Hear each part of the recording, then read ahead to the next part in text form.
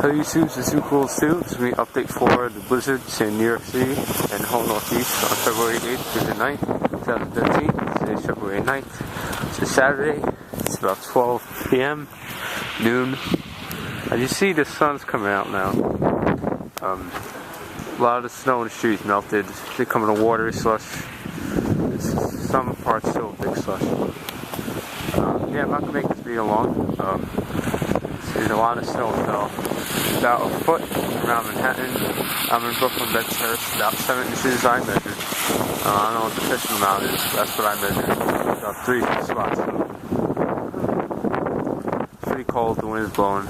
Make sure you dress warmly to go out. I know 650,000 people are out of power right now. Not in New York. Around today. A large amount of snow is 2 feet. So, thanks for watching. I'll be posting another video later on. It should be called Update 5. There's not really much to say right now. Bye, YouTube.